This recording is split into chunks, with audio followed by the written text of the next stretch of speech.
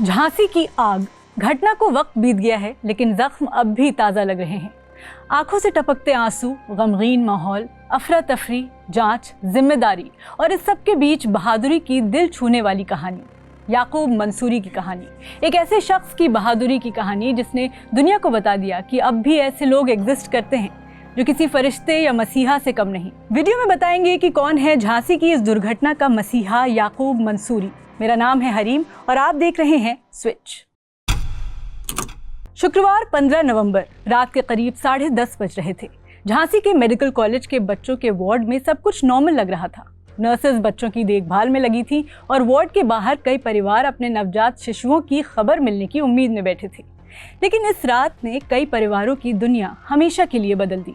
याकूब मंसूरी एक 20 साल का फूड वेंडर जो यूपी के हमीरपुर का रहने वाला है, अस्पताल के बाहर फुटपाथ पर सो रहा था।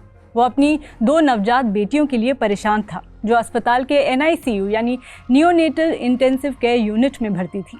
बच्चियां NICU में थीं यानी उनकी हालत पहले से गंभीर थी, लेकिन इस पिता की सारी उम्मीदें टूट गई।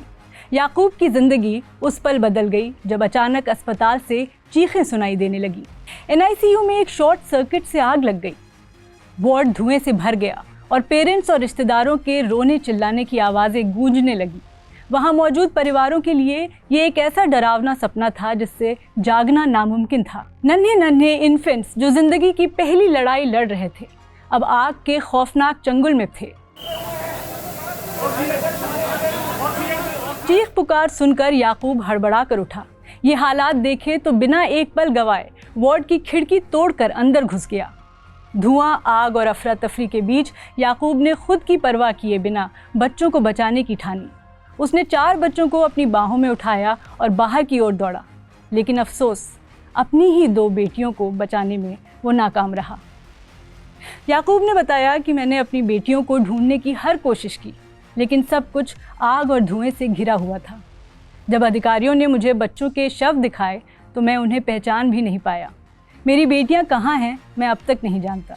आग लगने के बाद वहाँ पर जहाँ पे मेरे बच्चे थे वहाँ पे बहुत ज़ोर से आग लगी, जिससे हम वहाँ पे नहीं जा पाए। और दूसरे वार्ड पे जो बच्चे शिफ्ट थे तो हम लोगों ने खिड़कियाँ तोड़ के वहाँ के बच्चों को निकाला। अस्पताल के बाहर कई माएँ थीं। उनकी बेबसी, पिताओं की लाचारी और परिवारों का गम दिल को झकझोरने वाला था।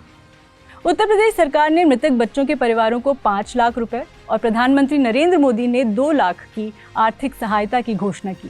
साथ ही घटना की जांच के लिए 3 स्तरीय समिति बनाई गई है। इस हादसे में याकूब का साहस एक उम्मीद की किरण था। उसने अपनी बेटियों को खो दिया, लेकिन दूसरों के बच्चों को बचाने की उसकी कोशिशें इंसानियत की सबसे बड़ी मिसाल हैं। ये कहानी हमें याद दिलाती है कि इस तरह की स्थिति में कुछ लोग फरिश्ता बनकर सामने आते हैं। झांसी की ये आग सिर्फ एक हॉस्पिटल को ही नहीं बल्कि कई परिवारों की जिंदगियां जला गई। याकूब जैसे हीरो हमें ये सिखाते हैं कि इंसानियत और साहस से बड़ा कोई धर्म या जाति नहीं होती। For more videos on latest news keep watching switch.